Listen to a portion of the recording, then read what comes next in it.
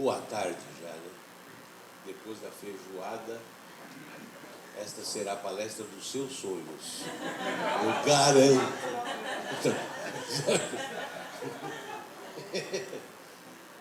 Bom, gente, eu vou falar um pouco aqui sobre a ideia de gerenciamento de facilidades e como isso está migrando os conceitos que já andavam se consolidando para a área urbana, tá certo? Está saindo um pouco do prédio, essa é a ideia, né?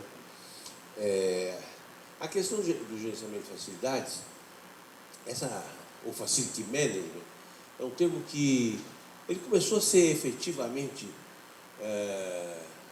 usado nesse século. Até para trás, a gente vai encontrar tudo que é terminologia a respeito, né? E existe uma grande confusão, tanto do que vem a ser facility management, tá certo? E como as pessoas entendem facility management. Se perguntar para muita gente, alguns vão dizer é terceirização, outros vão dizer é gestão de processo, outros vão dizer é adoção de software no gerenciamento predial, outros vão dizer é administração de prédio, outros vão dizer é administração de serviço. Mas, no fundo, é tudo isso e nada disso, né? Porque a questão do gerenciamento de facilidades, no fundo, é uma integração estratégica das coisas. Nós vivemos numa república, né? Isso quer dizer res pública, quer dizer, o res quer dizer coisa pública. Então, o que a gente percebe no mundo é que a coisa pública normalmente é muito mal tratada, né? Por quê? Porque depende muito da cultura das pessoas. No Brasil, a gente tem uma visão bem, acho que, distorcida, porque em certos países onde a cultura é mais avançada, o desenvolvimento cultural maior, tal, econômico, o que é público é de todo mundo. No Brasil, o que é público não é de ninguém, entendeu? Então, essa é a grande diferença. Então, essa abordagem, e aí a gente pensa assim, existimos nós e o governo, como se fosse um antagonista. Na verdade, nós existimos, e o governo é parte de nós, né? Só que isso não é bem compreendido, porque eles não trabalham para nós, eles trabalham para eles, né? Então, isso precisa ser melhor assumido, né? E não vamos confundir. Quando eu falo assumido, quer dizer assim, a sociedade tem que assumir certos controles. Mas isso não quer dizer privatizar, certo, o serviço público. Primeiro porque o governo não dá para fazer tudo, né? Se a gente olhar tudo que é atribuição governamental, não cabe tudo no bolso do governo. Ou ele se livra das coisas, ou tudo vai ficar inviável. Não dá mais para tocar educação, não dá mais para tocar hospital. Então, isso precisa, de uma maneira ou de outra, cair nas mãos de quem sabe fazer. Porque o que a gente tem visto é que a grande maioria, o governo não sabe fazer, né, a coisa. E isso custa muito caro para nós, né? Esse é o problema. Então, o que é preciso desenvolver é parceria, certo? E isso não dá para ter regra, né? Mas antes de fazer isso, fazer uma introdução rápida sobre... Não está indo, peraí. Onde é? Onde está o ponto? Aqui. Não. Não. Ou é esse aqui? Nenhum está dando. Acho que é pilha aqui. Deixa eu ligar. Bom, então vamos começar por aqui, só para a gente saber onde nós estamos. Existe, a gente ouviu falar, todo mundo conhece, ativos. O que são ativos? O mercado corporativo chama de... hoje em dia a gente classifica dois tipos de ativos, os intangíveis e os tangíveis. Intangíveis, capital humano, capital de relacionamento, capital estrutural, que são aquelas coisas que pertencem às organizações, mas que a gente não pega, são sistemas que a gente não consegue pesar, não tem peso, não tem existência física. Os tangíveis, a gente consegue identificar o capital monetário e o capital físico, né?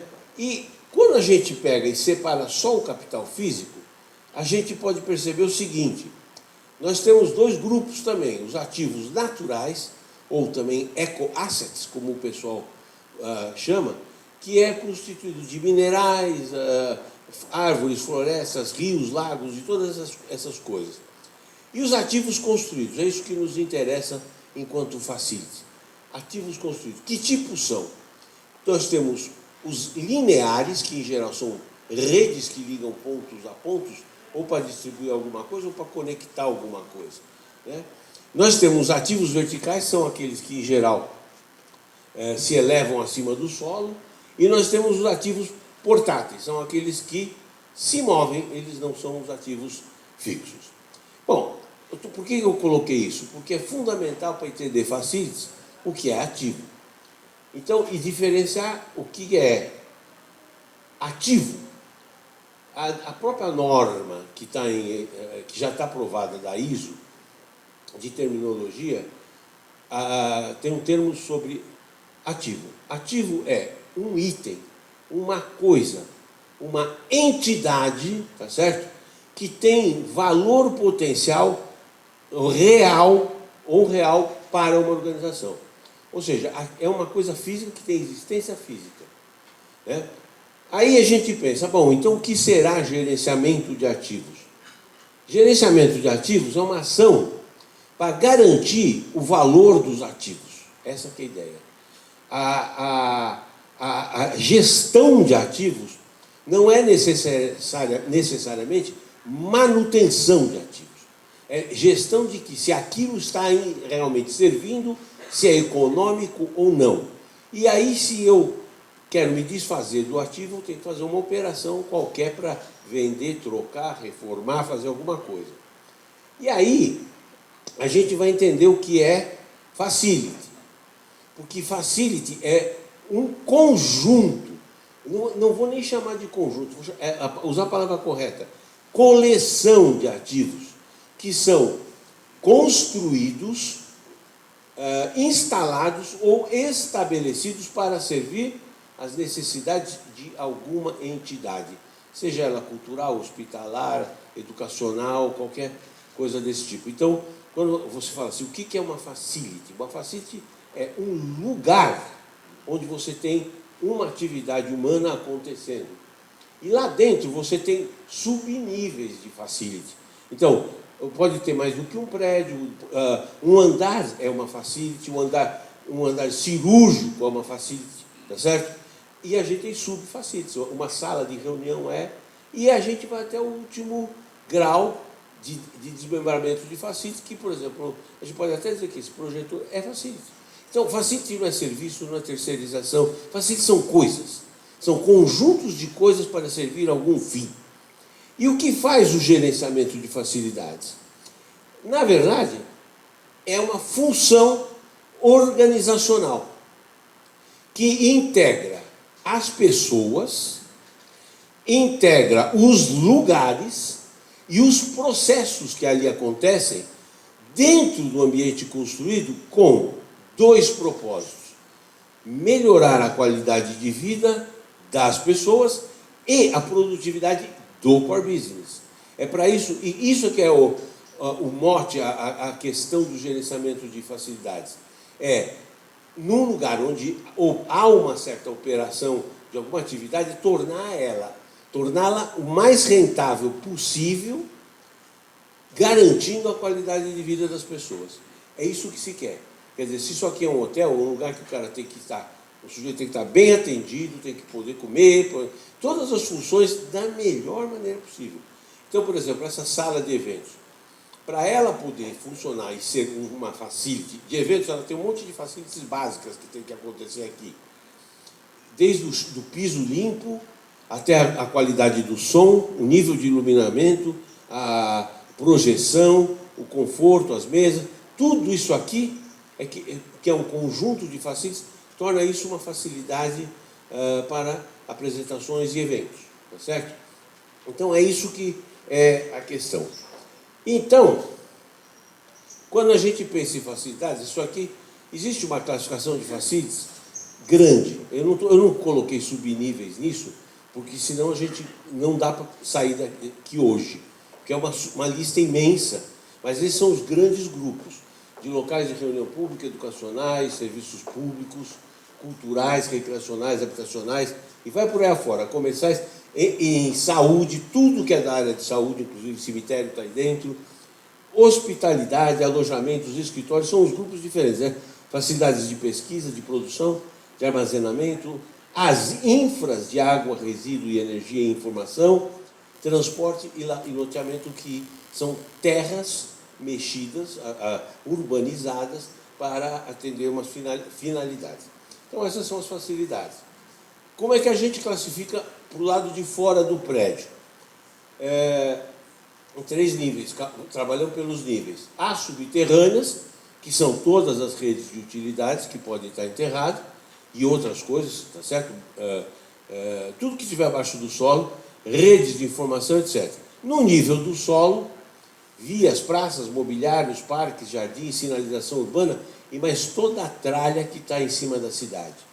E as edificações acima do nível, museus, edificações públicas, monumentos, estações rodoviárias, tudo que é próprio governamental, que faz parte de uma certa área. Então, quando você pega um recinto urbano, tudo que está ali dentro, que é público, tá certo?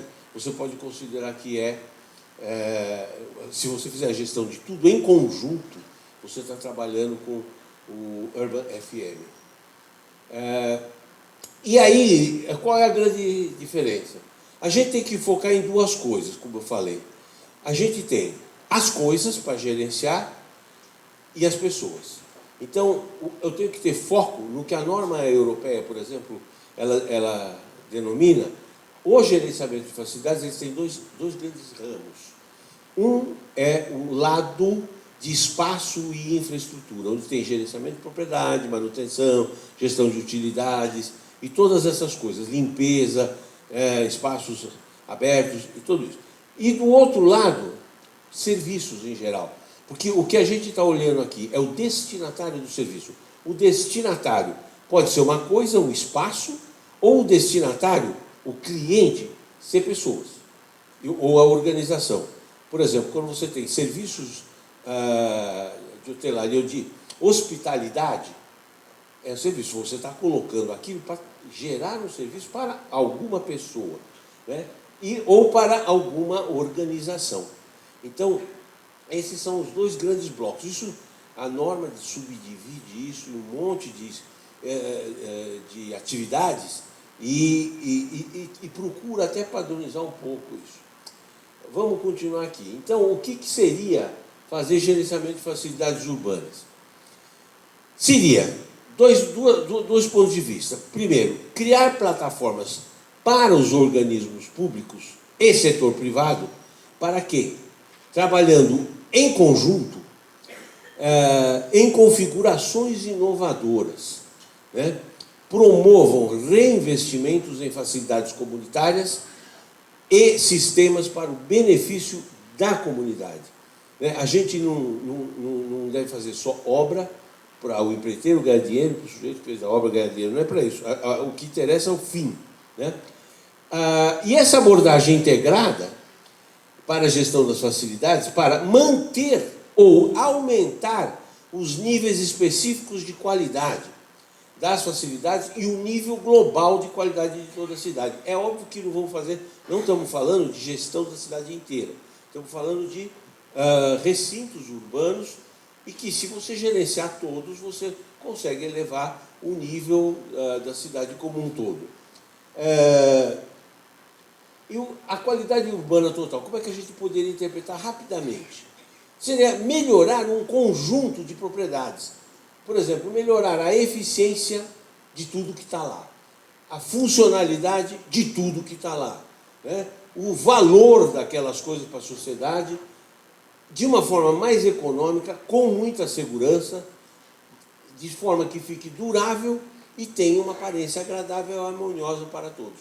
É basicamente isso que se deseja fazer. Então, a gente podia estabelecer, isso não é por acaso, isso aí tem gente estudando isso, e assim, quais são as coisas que seriam fundamentais para garantir um bom gerenciamento de facilidades? Primeira, a introdução de técnicas de gestão de negócios no âmbito do gerenciamento das facilidades urbanas. Vamos otimizar, vamos reduzir custos, vamos melhorar, utilizar modelos que a gente puder para que a gente tenha melhor eficiência. Melhoria da eficiência dos serviços públicos. Medir e saber como é que a gente... O que é um serviço de transporte bom, médio, ruim, regular? Como é que a gente trabalha isso? A gente quer subir, mas para a gente fazer isso a gente precisa criar coisas e medir, tá certo? Terceiro, criação de mecanismos de mercado e competição do setor público. Ora, eu tenho um determinado serviço, mas ele é especialista, ele pode fazer isso de uma forma mais eficiente, mais barata. Compete com você. Todos farão melhor do que o Estado, pode ter certeza, se você gerar a competição. Agora, o que é importante? O Estado deve parametrizar muito bem isso, né? Evitando a repetitividade, porque hoje a gente faz concorrência pública até para construção, e todo mundo resolve fazer o seu edital específico, né? Então, a energia que é gasta para fazer sempre a mesma coisa, a gente não tem isso organizado, né? E o que a gente quer? Melhorar o objetivo, o nível dos serviços públicos, entendeu? E sempre orientado para o usuário, não o que é mais fácil para o governo, não o que é mais fácil para o funcionário, mas para o usuário. Se a gente quiser implantar uma estratégia num recinto, baseado naqueles princípios, quais são os bons passos que a gente poderia seguir? Primeiro, o efeito de agrupamento ajuda muito você a agrupar atividades afins. Então, por exemplo, você vai fazer o centro de logística, uma área da cidade, logística. Então, ali vai acontecer logística. Precisa de outras coisas? Precisa. Mas o principal, o motor daquela região é logística. Então, o agrupamento é um fator importante. Segundo, flexibilidade. Mesmo que você queira fazer a mesma coisa em dois lugares diferentes, você vai ter stakeholders diferentes, usuários diferentes, e você tem que poder atender todo mundo, tá certo? Tem que ter jogo de cintura para poder implantar as coisas que poderiam ser padronizadas, mas com a devida customização. Criação de canais formais de comunicação. Você tem que saber o que acontece, tem que criar os veículos. Não pode ficar, existe o Estado, existe a população. Como é que um interage com o outro? Quais são as associações que existem? Como você organiza isso para ter um fluxo de informação melhor? E quais são as pré-condições do projeto? O que se quer para aquele projeto? Né? E fazer isso de uma visão holística. É tudo junto. Não adianta você ter... aqui tem internet de fibra, mas a rua é esburacada. Tem água, mas não tem esgoto. Né? Hoje a gente resolve o problema, senão não temos nível de qualidade. Né? E, principalmente, temos que estar alinhado com as macroestratégias, porque qualquer recinto urbano está dentro de uma cidade, quer dizer, tem que ter um mínimo de visão da cidade para que você possa estar alinhado, devidamente alinhado. E aí, podemos dar mais um passo. E o que nós devemos fazer no serviço público para poder implantar algo desse tipo? Onde que nós temos que mexer? Primeiro, no planejamento e sistema gerencial de contratação. É o calcanhar de Aquiles. É aí que o bicho pega. Né? É aí que a porca torce o rabo e tudo que você imaginar. Segundo, caracterizar as organizações e estruturas dos provedores. Quem pode ser provedor? Qual é a qualificação de um bom provedor de serviço? A gente não tem. A gente sabe. Isso existe, né, para a construção, a característica técnica. Agora, para limpeza, para manutenção, para gestão de ponte, quem garante Brumadinho? Como é que essas coisas funcionam? Quem é que O que precisa ter para poder garantir que aquilo funcione? No provedor de serviço que eu vou contratar. Definição clara das competências técnicas de quem está do lado prestando serviço e do tomador de serviço. Os dois precisam ser definidos claramente. A Austrália sabe fazer isso direito, o Canadá sabe fazer. Então, como tem que ser o profissional que fiscaliza? Quem é que toma conta? Tem que ser esse. E quem é que vai entregar o serviço? Tem que ter essa qualificação. Senão, não dá. Vocês estão acostumados a trabalhar com serviço público? Você sabe que, às vezes, uma empresa muito competente, numa cidadezinha pequenininha desse tamanho, que o engenheiro lá, se é que é engenheiro, né, não tem a menor noção, nem a menor condição de fiscalizar absolutamente nada. Mesmo porque também não tem os objetivos muito claramente definidos.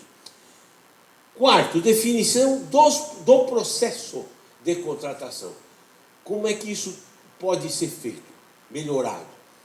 A própria revisão dos contratos, propriamente dito, e, obviamente, ter o dinheiro para fazer.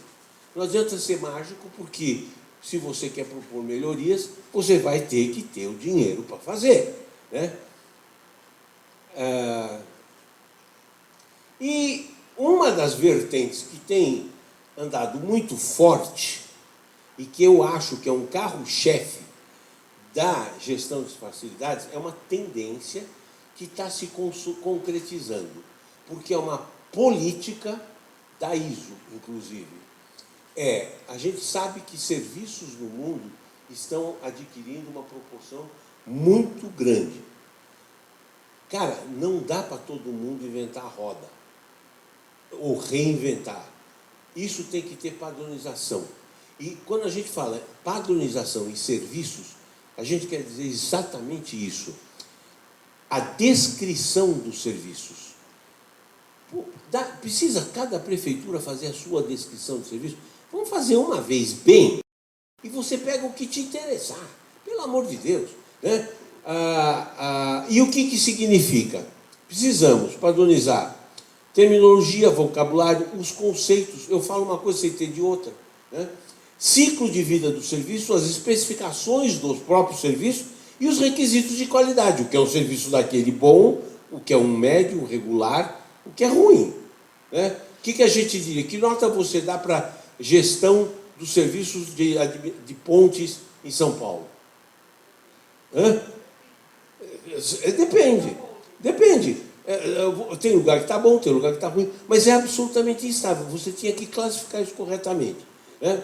Segundo, avaliação do serviço. Como é que eu vou lá e olho e digo, esse está bom, esse está ruim, isso é médio, os testes, ferramentas de reconhecimento. Como é que eu reconheço a qualidade, a avaliação do serviço? E a avaliação de conformidade, com o quê? Com os padrões exigidos, tá certo? Ou com benchmarking internacional, nacional, coisas desse tipo. Terceiro, com relação à provisão dos produtos e tecnologia para suporte de serviço. Tem supermercado, hospital, que não sabe por que ainda, por que tem problema de infecção hospitalar. Vai ver eles fazerem limpeza. Nós temos preocupação com infecção hospitalar. E está jogando água, empurrando água suja, preta, pelo hospital inteiro, gente. E hoje você tem técnicas muito mais modernas para fazer isso, inclusive para desinfeccionar o quarto. Você fecha, toca ozônio lá dentro, coisas desse tipo, e acabou. Então vai morrer toda a bactéria que tiver lá. Aí o negócio resolve. Então você precisa agregar produtos e tecnologia para suporte de serviço, que cada dia que passa aparece mais coisa, e mais coisa. Isso precisa ser gerenciado, né? E aí a gente tem que criar esse sistema, produto e serviço, como é que isso vai funcionar, né? Nos Estados Unidos tem supermercado que o camarada limpa, faz a limpeza do supermercado inteiro, sentado no carro com tablet, ele vai comandando um robozinho, nem entra lá dentro, acabou e vai embora, acabou, está feito o serviço. A outra questão é olhar para o lado dos provedores. Quais são os requisitos para as empresas? Identificação profissional, quais são as habilidades, qual é a qualificação? Cara, não dá para cada um inventar o seu. Isso tem que ser feito de uma forma concentrada. E a educação continuada do lado de fora e ao longo do serviço, in service, né? Precisa ser desenvolvido também. E a organização e gestão do sistema gerencial, dos processos, dos requisitos operacionais, instalação de manutenção, de instalação e de manutenção, de segurança e responsabilidade social. Cara, dá para fazer isso direito. Por exemplo, no caso de facilities, o ano passado, a ISO publicou a norma internacional de Facility Management, né? A gente está traduzindo ela em português. Se Deus quiser, as 4 do grupo, o grupo 41.000, até o fim do ano a gente tem elas publicadas em português. E já estão sendo feitas outras normas nesse sentido. Tem a 41.014, que é de estratégia, e a 41.015, que também está sendo elaborada, que é a de experiência do usuário na gestão de facilities, né? Então, gente, para concluir, queria deixar para vocês o seguinte: a tecnologia está andando rápida. Então, o que deve acontecer nas cidades, nas zonas urbanas? Vai encher de tecnologia. É questão de mais dia ou menos dia. Só que isso não pode ser feito de uma forma aleatória. Eu vou controlar, vamos pôr semáforo controlado, não sei o que. Aí vai um lá e põe o semáforo. Agora nós vamos fazer não sei o quê. Aí o outro vai fazer o sistema de transporte, não sei o quê. Cara, vai ficar uma colcha de retalho. Então, o Facility Management vem para juntar essas duas coisas. Quer dizer, as facilidades urbanas deverão sofrer uma grande infusão de tecnologia e complicar a gestão urbana. E isso, gente, certamente não conseguirá ser feito pelos órgãos públicos. Isso vai ter que ser feito pela sociedade. Tá certo? Agora, não dá para ser feito pela sociedade sem os órgãos públicos, né? Porque ninguém individualmente tem dinheiro para bancar essas coisas. Isso tem que ser público. Agora, como é esse relacionamento? É esse o papel de gerenciamento de facilidades urbanas. Propor e fazer acontecer os melhores modelos de relacionamento com os sistemas de governo para gerenciar áreas urbanas de interesse, tá certo? E então, fazendo essas duas coisas ao mesmo tempo, a gente vai poder garantir, ou pelo menos ir na direção da melhoria da qualidade da gestão urbana. É isso que eu tinha para fazer dentro do tempo que eu tive. Tá, obrigado. Obrigada, professor.